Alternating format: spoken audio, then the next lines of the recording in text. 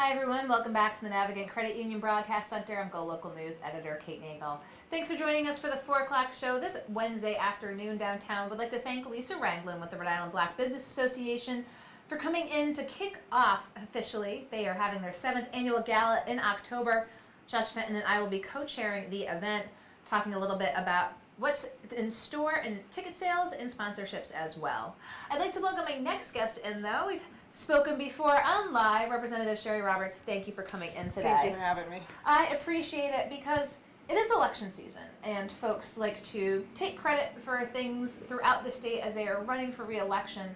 But you've got a unique situation that you want to bring to light, and you've brought to light before, because this goes all the way back to 2015 and before, because the announcement was made 3 years ago, but it was in the making to make happen. And this has to do with a partnership between Electric Boat and Coventry High School's Career and Tech Center.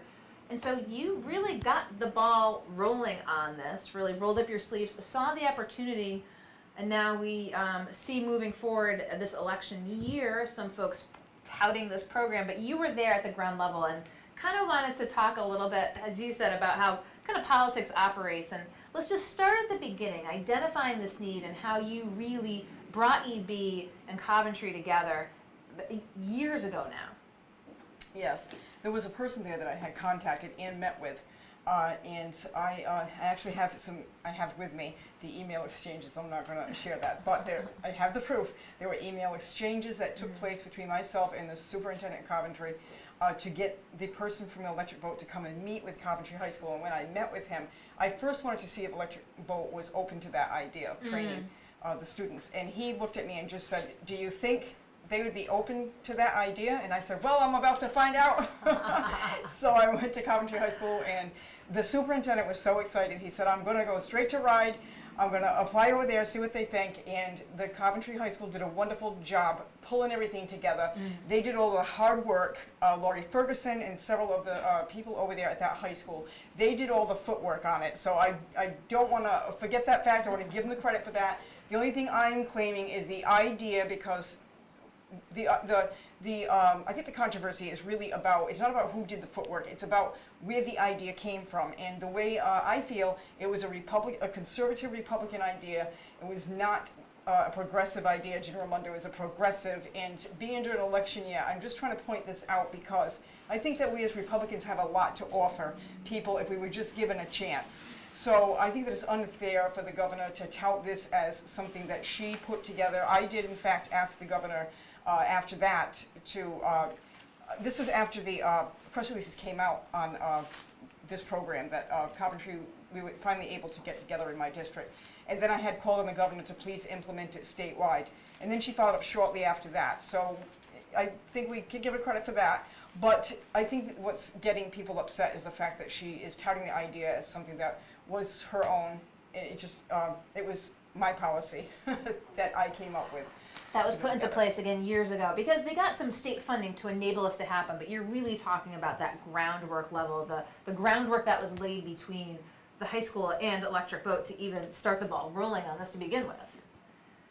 Yes, and you know, it's just that, as I said, you know, I really didn't even want to bring this up, to be honest with you. I've already addressed this before, and I don't want to have to address it again, so I just wanted to set the record straight once and for all that it was a Republican policy. That is my main focus here, is just that we have a lot to offer the public if just given the chance, like I said. So that's the only thing I just wanted to point out. Do you think it could or maybe should have been touted more as, you know, the bipartisanship of it, Republicans having started it and being embraced by a Democratic leader, to just, for the ends to justify the means, but to say that multiple parties came together on this, not just one.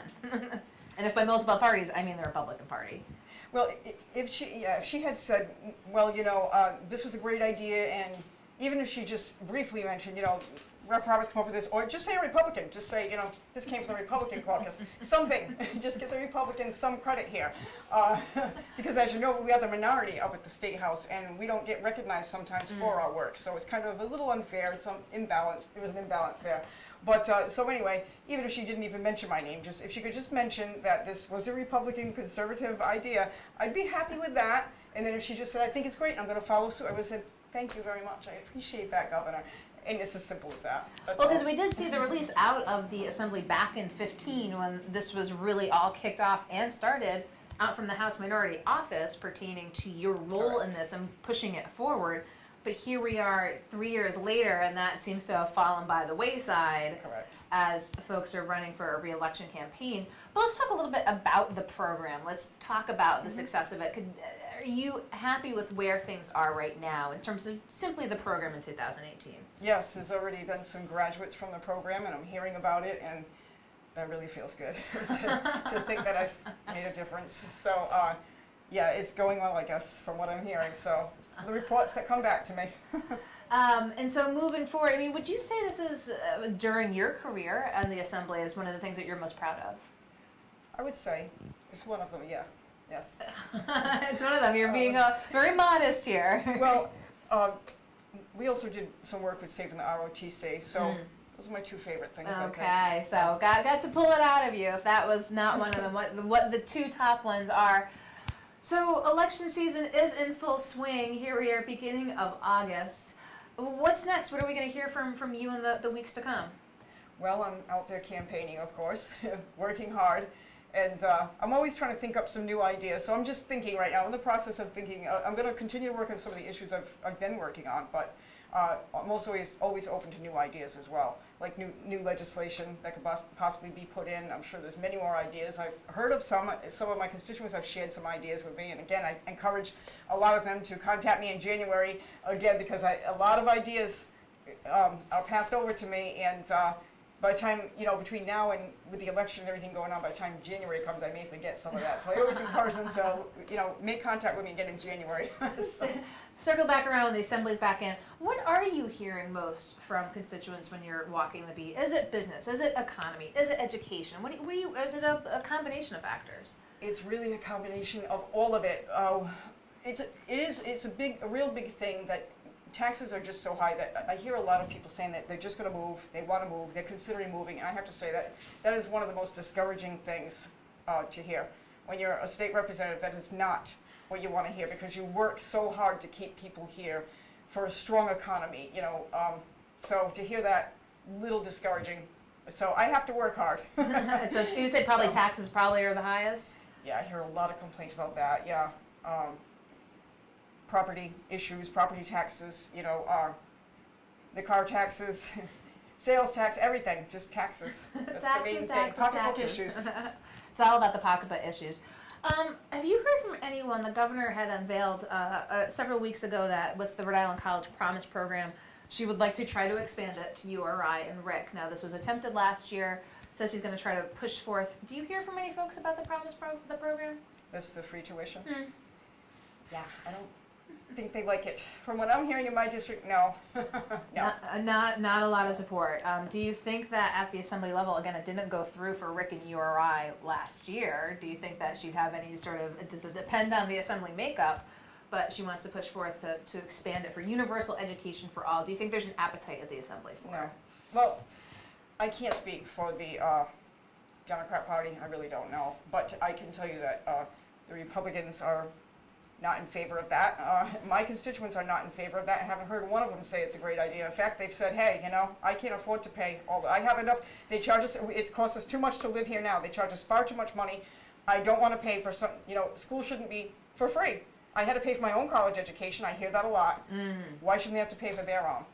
Well, again, we saw the policy proposed. Once again, just wanted to ask you as well. And here we are, it's August, you're hitting the trail. I'm sure we'll be hearing from you moving forward. But again, you wanted to go back to 2015 and before. How long before even that announcement was made in 2015? Because I'm talking 3 years here, but that's just when the announcement was made. That wasn't when the groundwork was laid. Well, I don't know. I went to a meeting, I think it was 2015. I was elected in 2014. I didn't start till 2015, but I began working on this immediately.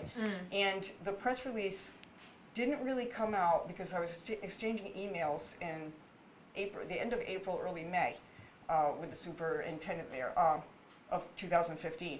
So about 5-6 months later is when the first press release came out, after the school had done, laid the groundwork for it. So. But this is really one of the first things you did when you got into office. Correct.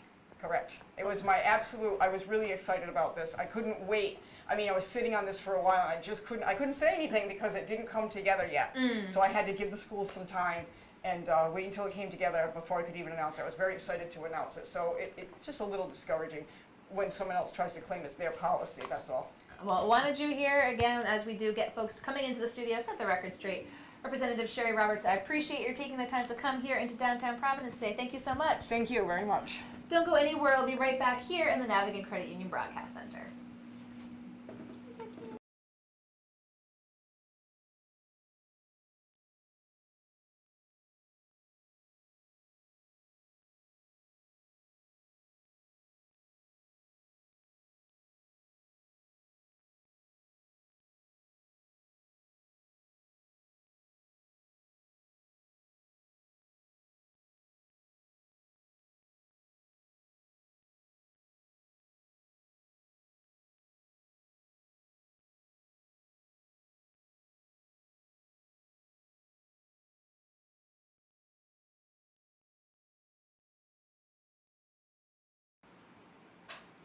Hi everyone, welcome back to the Navigant Credit Union Broadcast Center. I'm GoLocal News editor Kate Nagel. Thanks for tuning in this Wednesday afternoon. Would like to thank my guests who came here into the studio. Lisa Ranglin with the Rhode Island Black Business Association, talking about the 7th annual Scholarship and Awards Gala taking place this October, talking about the state of the Black Business Association, what we can expect from that event in October. We appreciate her taking the time to come here into the studio. Representative Sherry Roberts wanted to come in and set the record straight herself in terms of the program between Electric Boat and Coventry High School, which she says, and she has the proof, laid the groundwork for back in 2015 and just believes that, as she says, as a Republican policymaker, that it should be recognized moving forward. So thank you for tuning in. We appreciate your watching. We appreciate your feedback. Of course, go to golocalprov.com and find us on Facebook. We'll be back here in studio tomorrow, of course, with Rachel Noons at 3 o'clock. We look forward to seeing you. I'm GoLocal News editor Kate.